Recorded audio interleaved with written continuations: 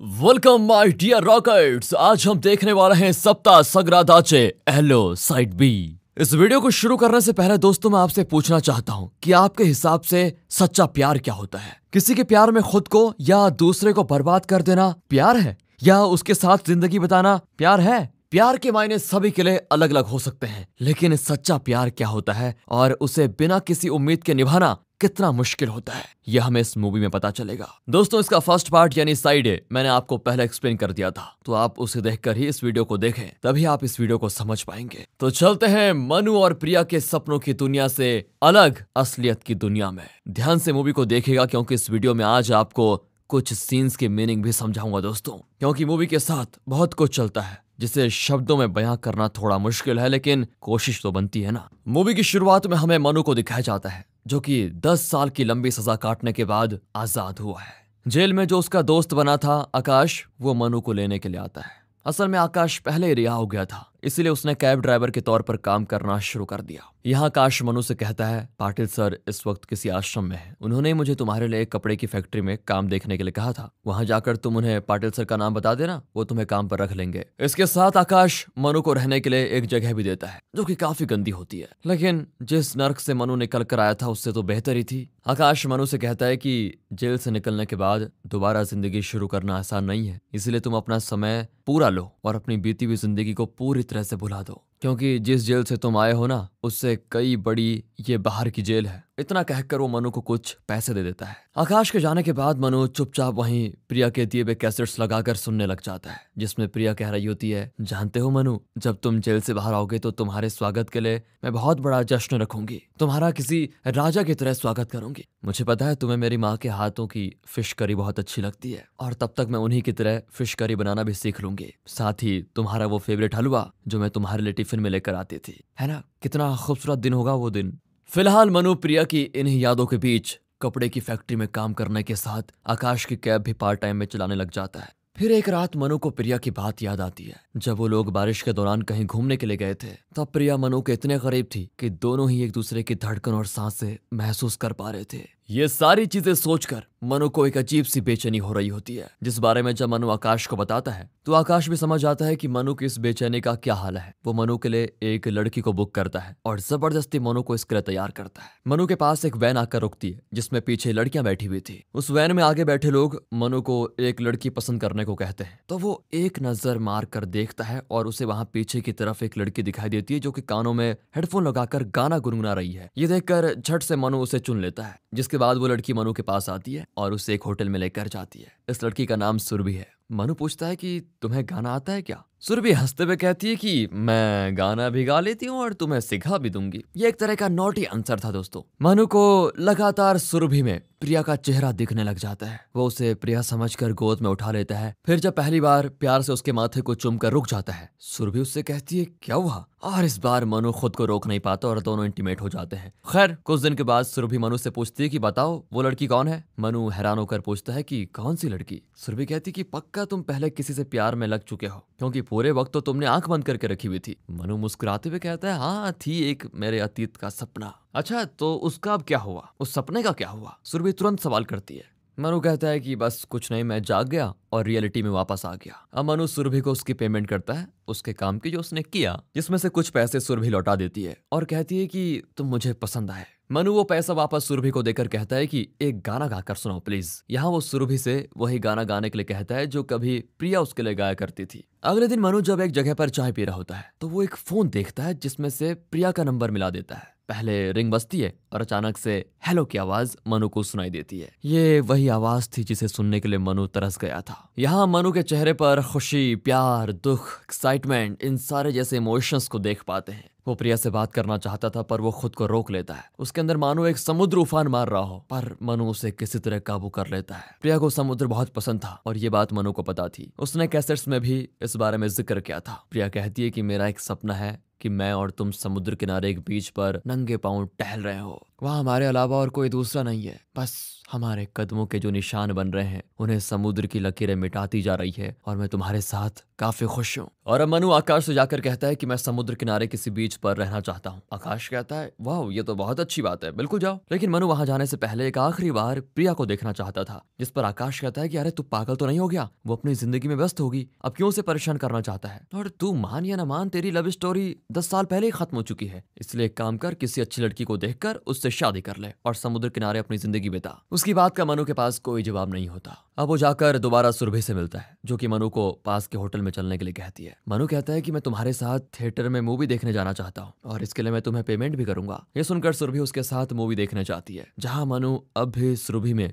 प्रिया को ही देखने की कोशिश कर रहा था। पर जब वो सुरभि से पूछता है कि तुम्हें समुद्र कैसा लगता है, तो वो कहती है कि बहुत ही खराब। वहाँ का मौसम काफी खराब रहता है और मछलियों की गंदगी आती रहती है। मनु समझ आता है कि प्रिया और सुरभि का मन काफी अलग है। वहां से लौटते वक्त बातों ही बातों में मनु सुरभि से पूछ लेता है कि आखिर तुम करना क्या चाहती थी। सुरभि कहती है कि मैं तो पढ़ लिख कर एक अच्छी डॉक्टर बनना चाहती थी। और अब धीरे धीरे लगता है सुरभि मनु को सच में पसंद करने लगी थी। यहाँ मनु प्रिया का नंबर देकर उसकी लोकेशन सुरभि से पता करने के लिए बोलता है, जिसे सुरभि मनु के लिए पता लगा लेती है। उसने कोविड हेल्थ केयर सेंटर बोलकर प्रिया से उसका एड्रेस वगैरह ले लिया था, जिससे वो मनु को दे देती है। और अब मनु को पता चलता है कि प्रिया किसी साड़ी की दुकान में काम करती है, तो वो वहां पर पहुंच जाता है। और फिर करीब 3728 दिनों के बाद आखिरकार मनु प्रिया को देख लेता है। फिर वो उसका पीछा करता है ये जानने के लिए कि प्रिया अपनी जिंदगी में आखिर कर क्या रही है, सब कुछ कैसा चल रहा है, आखिर वो खुश है भी या फिर नहीं। वो देखता है कि प्रिया का एक बेटा भी है जिसका नाम पुनीत होता है, पर उसकी कंडीशन थोड़ी खराब होती है क्योंकि वो रेलवे ट्रैक के पास वाली झुग्गी झोपड़ी के एक किराए मकान पर रहती है। यहाँ मनु जल्दी से रेलवे ट्रैक में मौजूद एक ट्रेन के डब्बे में जाता है, जहाँ से प्रिया साफ साफ दिख रही होती है उसे।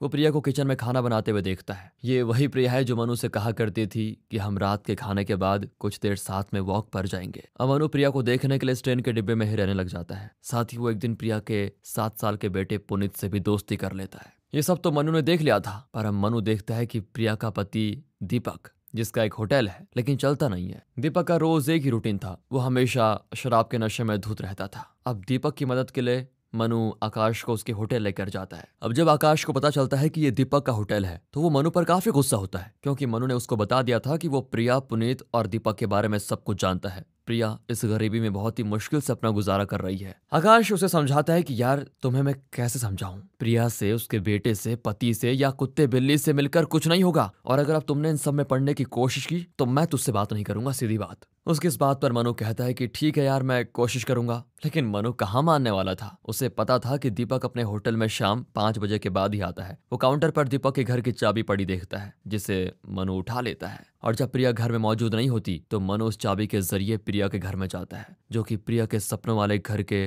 बिल्कुल विपरीत था। जैसे प्रिया को शांति और समुद्र की लहरों की आवाज पसंद थी, तो यहाँ हर वक्त गुजर रही ट्रेन का शोर था। प्रिया को नीला रंग काफी ज्यादा अच्छा लगता था, लेकिन इस घर में काले और सफेद के अलावा कोई रंग ही नहीं था। प्रिया को रोशनी पसंद थी, लेकिन उसके इस घर में सूरज की एक किरण तक नहीं आती थी। यहाँ की हर चीज उसके सपनों से कोसों दूर थी। मनु देखता है कि प्रिया के किचन का नल लीक कर रहा है, तो वो उसको बनाता है। और यहाँ हम समझ पाते हैं कि मनु दिल से प्रिया की जिंदगी में सब कुछ बेहतर करना चाहता था। साथ ही घर में और देखने पर उसे पता चलता है कि प्रिया ने एक छोटे से बॉक्स में आज भी उसकी यादें संभाल कर रखी हुई है। इस बीच प्रिया अपने बेटे के साथ वहां पर आ जाती है, और ये देखकर मनु जल्दी से छिप जाता है। मौका पाते ही फिर वो बाहर भी आ जाता है। तभी उसे निकलते हुए एक आदमी देख लेता है, जो कि मनु का पीछा करने में लग जाता है। फिर आगे जाकर मनु रुक जाता है, तो पता चलता है कि उसका पीछा कोई और नहीं बल्कि प्रिया का भाई विनोद कर रहा था। विनोद ने मनु को पहचान लिया था। फिर मनु उसे बताता है कि मैं 5 महीने पहले जेल से छूट गया था, इसलिए मेरा प्रिया को एक बार देखने का मन किया। ये बताओ वो है कैसी, उसकी जिंदगी किस तरह चल रही है, वो खुश तो है ना।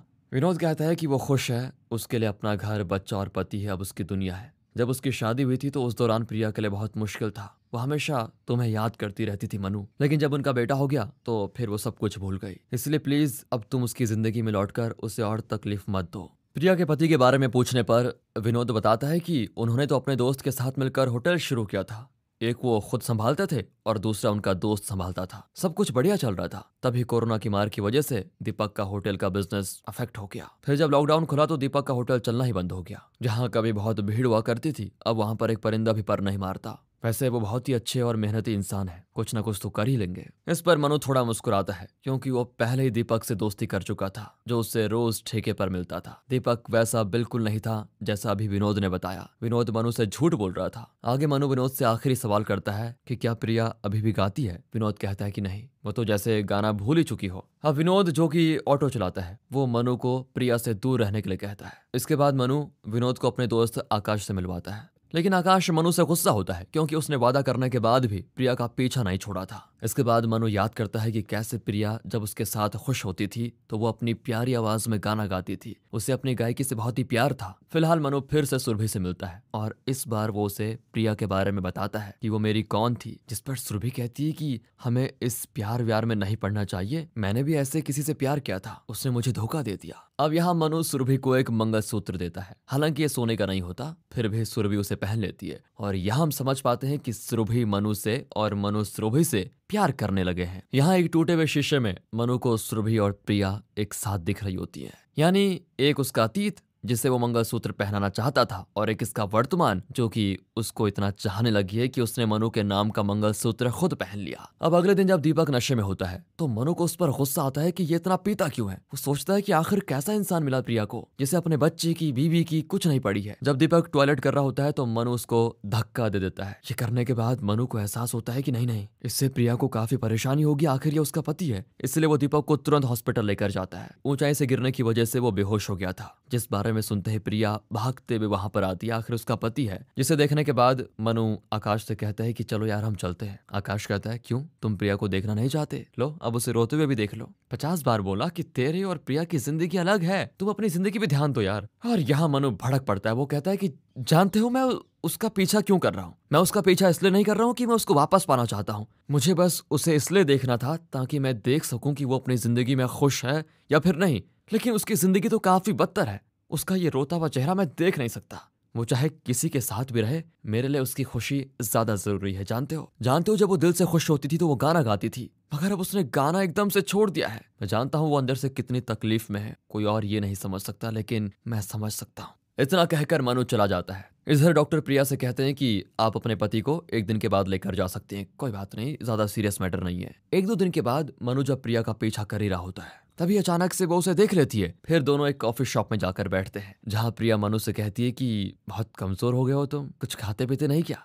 और ये चीज सुनकर मनु को हंसी आ जाती है। यहाँ वेटर को मनु एक कॉफी और प्रिया के लिए एक चाय ऑर्डर करता है, वो भी कम मीठी की। अभी तक मनु को प्रिया की पसंद के बारे में सब कुछ याद था। दोनों एक दूसरे से बहुत कुछ कहना चाहते थे। यहाँ वो हाथ पकड़ने वाले होते हैं कि तभी वेटर चाय और कॉफी लेकर आ जाता है, इसलिए दोनों ही पीछे हट जाते हैं। प्रिया मनु से पूछती है कि शादी की तुमने? मनु जवाब देता है कि जान सिर्फ एक से, और इस पर प्रिया हंस देती है। मनु पूछने पर बताता है कि उसका नाम सुरभि है। हालांकि झूठ होता है, अभी उन्होंने शादी नहीं की होती है। प्रिया भी अपने पति और बच्चे के बारे में उसे बताती है। मनु पूछता है तुम खुश तो हो ना? इस पर वो हाँ में जवाब देती है, लेकिन दोनों के अंदर काफी कुछ था। वो एक दूसरे से बहुत कुछ कहना चाहते थे, शिकायत करना चाहते थे। उनकी आंखों से आंसू बहने को बिल्कुल बेकरार थे, फिर भी वो खुद को रोकते हैं। यहाँ मनु के पूछने पर प्रिया एक और झूठ बोल देती है, मैं आज भी गाती हूँ। हालांकि वो सिर्फ मनु के लिए गाया करती थी। ये बात काफी थी प्रिया को रुलाने के लिए। वो मनु का हाथ पकड़कर उससे कहती है कि आज के बाद हम कभी नहीं मिलेंगे, और इतना कहकर वो चली जाती है। यहाँ पर हमें समुद्र दिखाया जाता है जहाँ से प्रिया जा रही थी, यानी वो इस सपने से बाहर निकल गई थी। फिलहाल मनु तो बस उसकी खुशी देखना चाहता था, इसलिए वो अगले ही दिन बैनर को कुछ पेज से फाड़ देता है, जिससे सुबह के वक्त प्रिया के घर में सूरज की रोशनी आने लग जाती है। ये मनु का प्रिया के लिए संदेश था कि वो उसकी जिंदगी में उम्मीद की किरण जरूर लेकर आएगा। मनु प्रिया को बिना बताए उसके लिए काफी कुछ करता है, जैसे उसका स्कूटर भी वहीं बनवाता है। फिर विनोद से प्रिया को एक ईयरफोन देने के लिए कहता है, जो कि विनोद अपनी तरफ से गिफ्ट बोलकर प्रिया को दे देता है, क्योंकि प्रिया को गाना सुनना बहुत ही पसंद था। प्रिया ने अपने बेटे को उसके बर्थडे पर साइकिल दिलवाने का वादा किया था। ये बात पुनीत खुद मनु को बताता है। यहाँ पुनीत प्रिया के हाथों का बना हुआ हलवा खा रहा होता है, जो कि प्रिया अक्सर मनु के लिए जेल ले जाया करती थी। ये देखकर मनु पुनीत से मांगकर थोड़ा सा टेस्ट करता है, जिसे खाते ही उसके सामने वही पुरानी यादें आने लग जाती है, जब प्रिया उसके लिए हलवा बनाया करती थी तब की। खैर कहानी आगे बढ़ती है और मनु को पता चलता है कि दीपक ने कुछ गलत लोगों से लोन भी ले लिया है, जो कि एक EMI न देने पर उसे आए दिन धमकाते रहते हैं। इतना सब होने के बावजूद दीपक प्रिया के रखे पैसों को चुराकर उन्हें शराब में उड़ा रहा था। ये पैसे प्रिया ने पुनीत की साइकिल के लिए इकट्ठा किए थे, इसलिए वो उसके जन्मदिन पर उसे साइकिल नहीं दिला पाती। ये बात रोते हुए पुनीत मनु से बताता है तो मनु उसको एक वंडर पार्क का टिकट देकर कहता है तुम अपने मम्मी पापा के साथ जाओ और एंजॉय करो। ये टिकट मनु ने बस्ती में रहने वाले और भी बच्चों में बांट दिए होते हैं, जिससे प्रिया सच नहीं जान पाती और उसे लगता है कि किसी ने चैरिटी की है। यहाँ पर प्रिया अपने बेटे के साथ जाती है जहाँ उनके साथ दीपक मौजूद नहीं होता। अब यहाँ मनु भी सुरभि को लेकर आया था ताकि वो प्रिया के चेहरे को हंसी से देख पाए। वो बस प्रिया को खुश देखना चाहता था। यहाँ सुरभि के हाथों गलती से मनु की हुडी फट जाती है, जिस पर मनु कहता है कि कोई बात नहीं। इसी बीच मनु को पता चलता है कि इस वक्त दीपक मसाज पार्लर में गया हुआ है। ये जानकर मनु को काफी गुस्सा आता है। अब मनु यहाँ सुरभि से एक और काम करने के लिए कहता है, लेकिन वो पहले मनु को एक लाल कलर का हुडी गिफ्ट करती है। वो भी उसे खुशी खुशी पहन लेता है। मनु सुरभि से दीपक की नीयत को चेक करने के लिए कहता है, जो कि अगले ही दिन दीपक के होटल में खाना खाने के बहाने जाकर उसे इशारा करके रिझाने की कोशिश करती है, पर दीपक उसे नजरअंदाज कर देता है। तब सुरभि मनु को बताती कि नहीं, वो सही आदमी है। मनु पूछता है तुमने उसे ठीक से चेक किया था ना? अब सुरभि इस बात पर भड़क जाती है। वो कहती है कि बस उसके सामने मेरा कपड़ा उतारना बाकी था, कहो तो वो भी उतार दूं। इतना कहकर सुरभि मनु का फोन काट देती है और कई दिनों तक उठाती नहीं। फिर एक दिन मनु देखता है कि जिन लोगों से दीपक ने लोन लिया था वो आकर प्रिया के सामने घर का सामान बिखेर कर फेंक देते हैं, और ये सब कुछ प्रिया को दीपक की वजह से सहन करना पड़ रहा था। यही कारण था कि मनु ने दीपक को जान से मारने का उस समय फैसला कर लिया था। एक रात जब दोनों बैठे होते हैं तो मनु दीपक की ड्रिंक में जहर मिला देता है। यहाँ दीपक अपने होटल के बारे में मनु से शेयर करता है। वो कहता है कि कभी इस जगह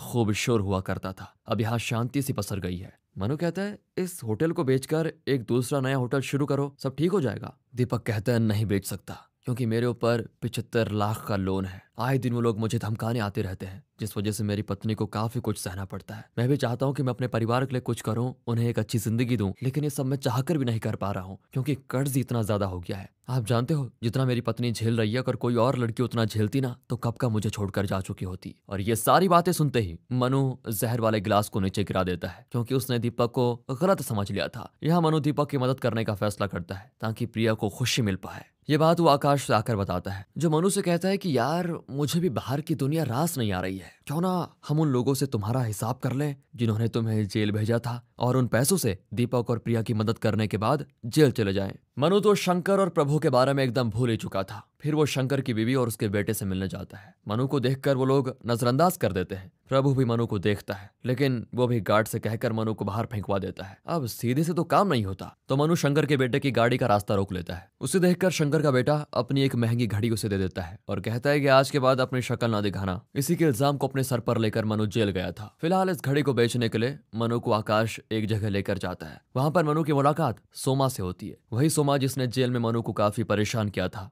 और आखिर में तंग आकर मनु ने उसको मार मार कर बहरा कर दिया था। सोमा मनु को देखकर कहता है कि तुमसे अपना बदला पूरा करने के बारे में मैं तो भूल ही गया था। यहाँ मनु उसे सबक सिखाना चाहता था, पर आकाश उसको यहाँ से लेकर जाता है। अब ये लोग एक दूसरी जगह पर घड़ी बेचते हैं जहाँ से इन्हें 8 लाख मिलते हैं। अब ये पैसे दीपक तक पहुंचाने के लिए इन्हें कुछ सोचना होगा। फिर मनु अब प्लान बनाता है कि विनोद दीपक से बताएगा कि आकाश दुबई का एक अमीर आदमी है, जिसे विनोद ने दीपक के नए रेस्टोरेंट में पैसे लगाने के लिए राजी कर लिया है। सारी इन्वेस्टमेंट आकाश की होगी और मेहनत दीपक की, बाकी प्रॉफिट आधा आधा। ये इनका प्लान बनता है। मनु जानबूझकर आकाश के दीपक के साथ मीटिंग समुद्र के किनारे रखता है। वो खुद अंदर चला जाता है। यहाँ आकाश और दीपक के बीच सब कुछ तय हो जाता है और आकाश दीपक को 8 लाख रुपए देता है, जिससे प्रिया की रुकी हुई जिंदगी चल पड़ती है। यहाँ बीच पर प्रिया दीपक और पुनीत को साथ में खुश देखकर मनु भी काफी खुश होता है। भले ही वो इस तरह से प्रिया को खुद के साथ देखना चाहता था, पर क्या करें, जो है सो है। पुनीत के लिए अब नई साइकिल भी आ जाती है। इधर मनु सुरभि को कॉल करता है, लेकिन वो भी अब उसका कॉल नहीं उठा रही थी। इसी बीच मनु का नंबर पता करके उसे सोमा फोन करता है, जिससे इस बार मनु कहता है कि लगता है तो भूल गया है मैंने तुझे किस तरह बहरा किया था। अब अगर अपनी जान प्यारी है तो मुझे मत छेड़। आगे मनु आखिरकार सुरभि से मिलकर उससे माफी मांगता है, जो कि उसे माफ कर देती है। फिर रात में मनु जब प्रिया को ट्रेन के डब्बे से देख रहा होता है, तभी वहां पर सोमा का एक आदमी आकर मनु से कहता है कि आइटम काफी कड़क है ना। और ये सुनकर मनु एकदम से बौखला जाता है। वो गुंडा मनु से कहता है कि अगर अब होशियारी दिखाई तो तेरी माशूका जिंदा नहीं बचेगी।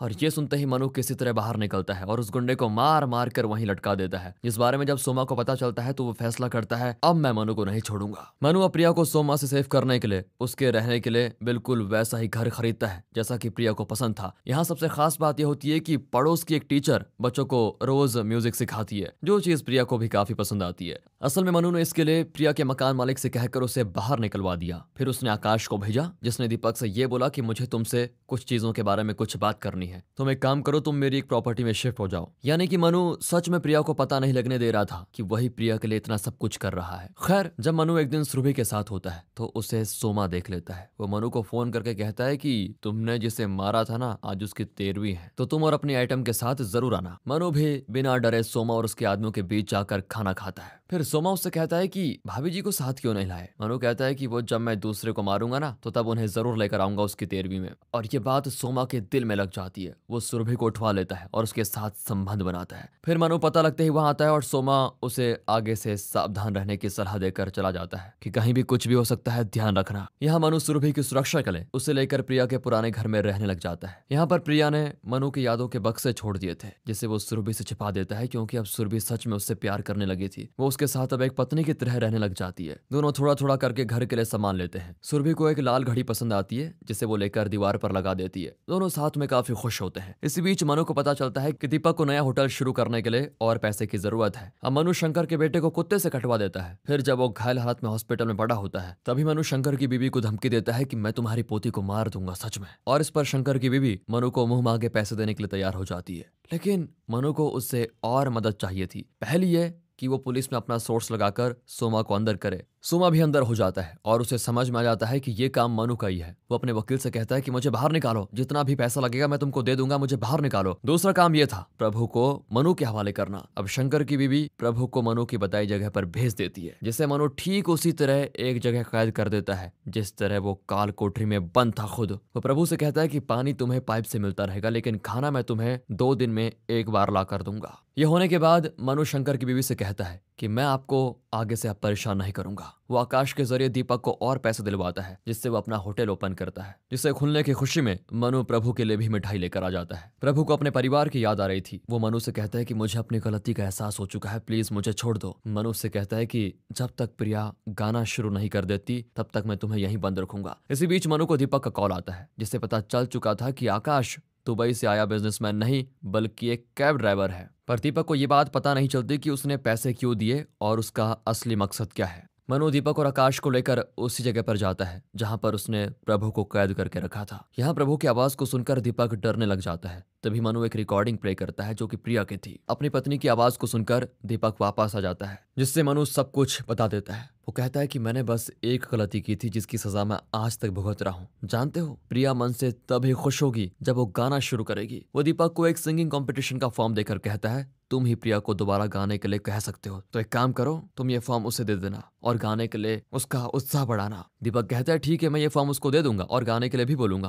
पर जितनी भी रिकॉर्डिंग मेरी बीवी की तुम्हारे पास है उससे डिलीट कर दो। इस पर आकाश मनु का फोन लेकर रिकॉर्डिंग डिलीट कर देता है और फिर दीपक जाकर अपनी बीवी से कहता है तुम्हारी माँ ने बताया था कि तुम काफी अच्छा गाती हो, इसलिए सिंगिंग कॉम्पिटिशन में ट्राई क्यों नहीं करती तुम। फिर वो प्रिया को वही मनु का दिया हुआ फॉर्म देता है। इसी बीच इधर सुरभि को प्रिया की वो चीजें और उसकी रिकॉर्डिंग के सभी कैसेट्स मिल जाती हैं, जिससे वो जान जाती है कि अब तक मनु प्रिया को भुला नहीं पाया, इसलिए वो सब कुछ जला देती है। ये सब जलते हुए देखकर जब मनु देखता है तो वो सुरभि को घर से बाहर निकाल देता है कि तुम उसकी बराबरी कभी नहीं कर पाओगी। इधर सोमा भी जेल से छूट चुका था। अब सुरभि को काफी गुस्सा था मनु के ऊपर, इसलिए वो मनु के बारे में बताने के लिए सोमा के पास जाती है, मगर फिर वो कुछ सोचकर वापस जाने लगती है, जिस दौरान सोमा उसे देख लेता है और किडनैप कर लेता है। इस तरफ प्रिया दीपक के साथ उस सिंगिंग कॉम्पिटिशन में जाती है जहां मनु भी उसको देखने के लिए मौजूद था। तभी उसे सोमा का फोन आता है कि सुरभि मेरे कब्जे में है और सुरभि को बचाने से पहले वो आखिरी बार प्रिया को देखना चाहता था। लेकिन प्रिया को भी मनु के होने का एहसास होता है, पर मनु उसको देखने से पहले ही छिप जाता है। फिर हम मनु को सोमा के अड्डे पर देखते हैं जहां वो सभी लोगों को काफी मारता है, पर इन सब में वो भी घायल हो जाता है। दूसरी ओर जब प्रिया के गाने की बारी आती है तो उसे मनु की याद आ जाती है और वो नहीं गा पाती, उसे रोना आ जाता है। इधर मनु आखिर में सोमा को भी मार देता है, लेकिन उसने मरने से पहले मनु को 2 गोली मार दी थी। किसी तरह मनु सुरभि को आजाद करवा देता है। अब उसे समझ आ चुका था कि उसका आखिरी समय आ चुका है। वो मरने से पहले सुरभि से कहता है कि मैं तुमसे प्यार करने लग गया था, मुझसे वादा करो कि तुम मेरे लिए अपनी डॉक्टर की पढ़ाई पूरी करोगी, आकाश सारा इंतजाम कर देगा। दरअसल आकाश के लिए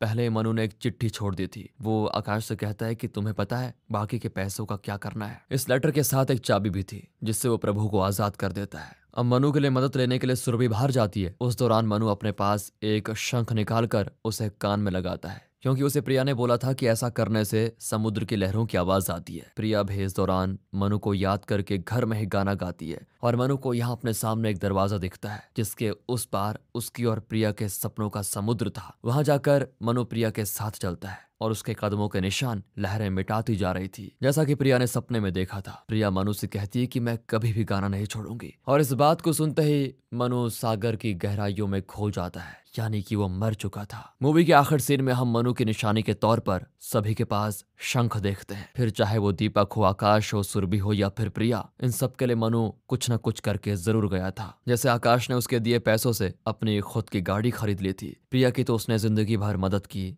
जो कि वो खुश थी। अब दीपक का भी होटल चल पड़ा था, और रही बात सुरभि की, तो वो भी अपनी मेडिकल की पढ़ाई शुरू कर चुकी थी। इस कहानी के जरिए हमें ये बताने की कोशिश की गई है दोस्तों कि सच्चा प्यार वही है जिसमें हम दूसरे को खुशी से देखें, जिसमें हम दूसरे की खुशी को पहले रखते हैं। उसके लिए हम बिना बताए या जताए सब कुछ करते हैं, क्योंकि पाकर तो सभी प्यार कर लेते हैं, जिसने खोकर भी प्यार किया वही सच्चा कहलाता है। मनु चाहता तो प्रिया के पति को मार सकता था, लेकिन उसने अपनी गलती को स्वीकारा और प्रिया को उसके पति के साथ खुश रखने की कोशिश की, क्योंकि वो प्रिया से जिस्मानी नहीं उसकी आत्मा से प्यार करता था। बाकी इस कहानी में हम समझ पाते हैं कि नीले रंग से प्रिया को दिखाया गया है और लाल रंग से सुरभि के कैरेक्टर को शो किया गया है। उसने मनु को लाल हुडी दी थी और फिर बाद में लाल घड़ी भी उसी ने पसंद करके खरीदी थी। इसी के साथ दोस्तों ये मूवी होती है खत्म। मिलते हैं अगली वीडियो में, तब तक के लिए गुड बाय, ख्याल रखें अपना and finally thanks for watching.